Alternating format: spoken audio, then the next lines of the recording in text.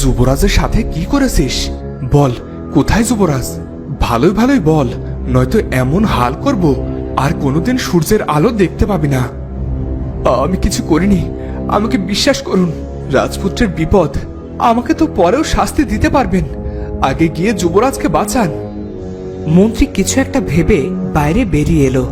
রাজপুত্রকে নিয়ে তার বন্ধু অনেক চিন্তিত ছিল, কিন্তু কেউ তার কোনো কথা শুনল না। মন্ত্রীমশাই, আপনি যান, সারা বন তন্ন তন্ন করে খুঁজে দেখুন কোথায় আছে আমার রাজপুত্র। আর সেনাপতি পুত্র কি মুখ খুলল? রাজপুত্র কি আর ঘরে ফেরার অবস্থাতে আছে? হয়তো এতক্ষণে সব শেষ হয়ে গেছে। তখন সেখানে রাজপুত্র এসে হাজির হয়। আপনি কি সেটাই চেয়েছিলেন? আমার তো আপনাকে সন্দেহ হচ্ছে। আপনি কি করে জানলেন আমি কেমন আছি? রাজপুত্রের কথায় মন্ত্রী বেশ ভয় পেয়ে যায়। তার কপাল বেয়ে ঘাম ঝরতে থাকে। আহ কুমার, উনি তোমার গুরুজন, এভাবে কথা বলতে নেই। আমার বন্ধুকে কেন বন্দী করা হয়েছে বাবা? ওকে এখনই মুক্ত করা হোক, ওকে আমার চাই। যাও মন্ত্রী, ওকে মুক্ত করো।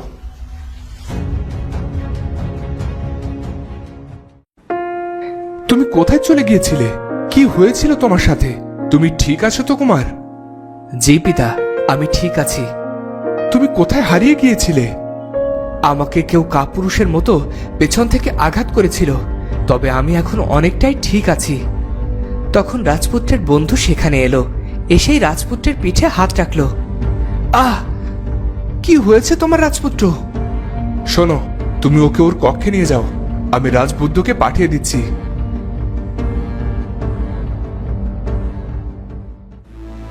এদিকে রাজকন্যা পরিণীতা বড্ড ভয় পেয়েছে। তার কক্ষে কোনো আগন্তুক এসেছিল, এটা জানাজানি হলে তার বদনাম হবে। পরিণীতা, কি হয়েছে তোমার?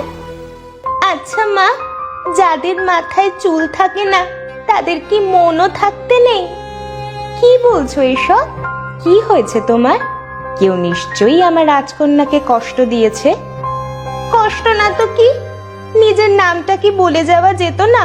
নাকি পরিচয় দিলে বড্ড ক্ষতি হয়ে যেত? কে পরিচয় দিল না? তুমি কি কোনো স্বপ্ন দেখেছো পরিণীতা? কিছু কিছু সত্যিকে স্বপ্ন ভেবে মেনে নিতে হয়, আর কিছু কিছু স্বপ্নকে বাস্তবে রূপ দিতে ইচ্ছে করে। আচ্ছা, কোনো সত্যিকারের স্বপ্ন কি বাস্তব হতে পারে মা? নাকি টেকো মেয়েদের স্বপ্ন দেখতে নেই? চুলটাই জীবনে সব নয় পরিণীতা। এত লম্বা চুল দিয়ে কি করবে? চুল দিয়ে দড়ি বানিয়ে কি কাপড় শুকাতে দেবে? নাকি চোর আসলে দড়ির বদলে চুল দিয়ে বেঁধে রাখবে? মা, তুমি কি সুন্দর করে কথা বলো। মানুষ তো বাইরের সৌন্দর্য দেখেই বিচার করে, তোমার মতো করে কেউ ভাবে না। রাজবুদ্ধ চলে যেতেই মহারাজ সেখানে এলেন। তুমি এখন কেমন আছো কুমার? আমি চাই তুমি দ্রুত সুস্থ হয়ে ওঠো, আর তারপর রাজকাজের দায়িত্ব বুঝে নাও। ক্ষমা করবেন মহারাজ, আসলে এতদিন তো জেনে এসেছি রাজ্যে অভিষেক হওয়ার আগে রাজপুত্রদের বিয়ে করানো হয়। তুমি একদম ঠিক জানো, আমি ঘটককে আসতে বলেছি। কোনো সুন্দরী রাজকন্যাই হবে এই পরিবারের রাজবধূ। ওদিকে পরিণীতাকে নিয়ে মহারাজ আর মহারানীর দুশ্চিন্তার শেষ নেই। মেয়ের সারা মাথায় এক গাছি চুলও নেই। কিন্তু ওদিকে পরিণীতাও রাজপুত্রকে দেখার পর কোনো কাজে মন নেই। সে মন খারাপ করে বাগানের এক কোণে বসেছিল। তখন এলো এক সাধু। মন খারাপ কেন রাজকন্যা? যার জন্য তোমার মন এত উতলা সে ভালো আছে। যাকে চিনি না জানি না তার কথা ভাবাও কি পাপ সাধু মহারাজ? না মা, তোমাদের বন্ধন কেউ ভাঙতে পারবে না, আর ভালোবাসা তো পাপ নয়। আমি তো তার যোগ্য নই।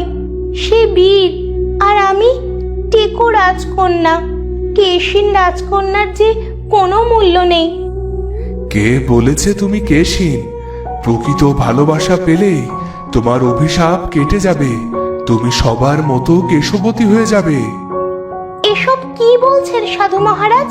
কিসের অভিশাপ?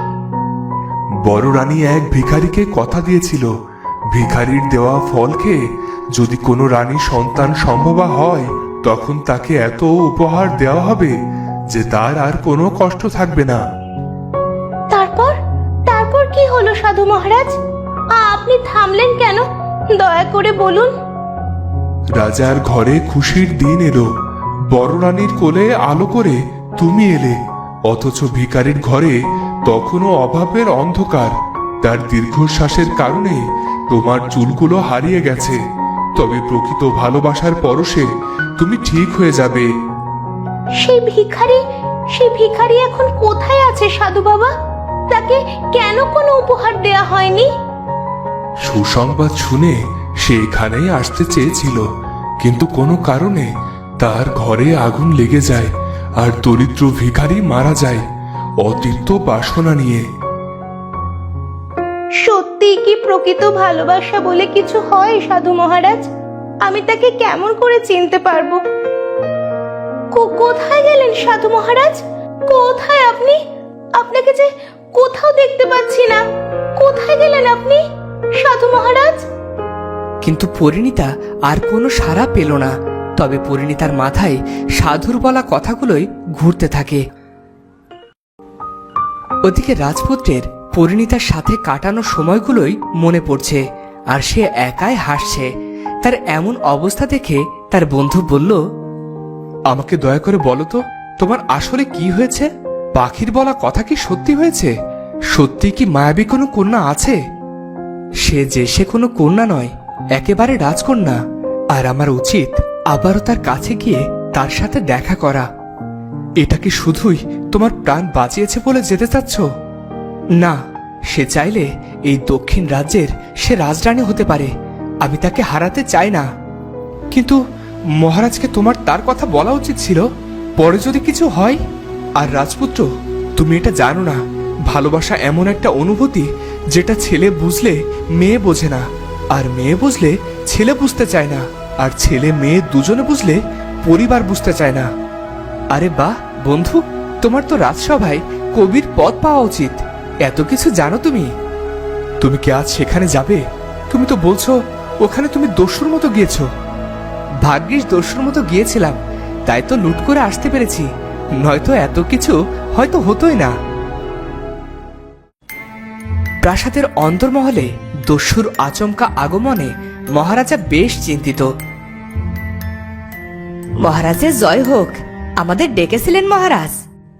হ্যাঁ, তোমাদের নিরাপত্তা ব্যবস্থার উপর আমার আর কোনো আস্থা নেই। আচমকা কোনো এক আহত দস্যু অন্দরমহলে প্রবেশ করলো, অথচ কোথাও তার কোনো হদিস মিলল না।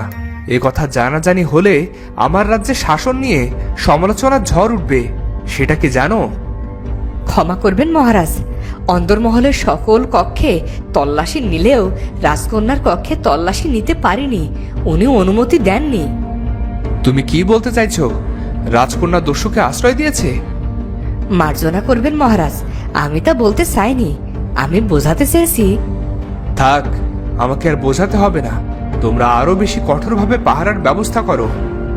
জি মহারাজ। আর একটা কথা মহারাজ, দূত এসেছিল। দক্ষিণ মহারাজের ছেলের বিয়ের জন্য পাত্রী নির্বাচন করার আয়োজন করা হবে। আমরা কি রাজকন্যার কোনো চিত্র আর পত্র পাঠাবো মহারাজ? না, থাক, কত জায়গাতেই তো পাঠালাম। সব শেষে আমাদের ঘটক মুখ শুকনো করে ফেরত চলে আসে, তাই এসব নিয়ে আর না ভাবাই ভালো। তবে মহারাজ, জন্ম মৃত্যু বিয়ে এই তিন বিধাতা নিয়ে যদি ভালো কোনো সংবাদ আসে। তাছাড়া আপনার খ্যাতি তো জগৎ জোড়া। আপনার সাথে কে না আত্মীয়তা বজায় রাখতে চাইবে বলুন? তবে বলতে খারাপ লাগলেও সত্যি তো এটাই। কে বিয়ে করবে আমার টেকো কন্যাকে? রাজকুমার বাদ দাও, কোনো মন্ত্রীপুত্র কিংবা কোটাল পুত্র, সাধারণ প্রজারাও তো ছি করে। এসব যে কোন পাপের শাস্তি বিধাতা আমাকে দিচ্ছে কে জানে। এত চিন্তা করবেন না মহারাজ, যা হয় ভালোর জন্যই হয়, আর কারো ভাগ্য কেউ বদলে দিতে পারে না। তো বন্ধুরা, টেকো রাজকন্যার সাথে কি রাজপুত্রের আবার দেখা হবে? কি করে এক হবে তারা? টেকো রাজকন্যা কি তার জীবনের প্রকৃত ভালোবাসা খুঁজে পাবে? জানতে হলে দেখা হচ্ছে পরের ভিডিওতে।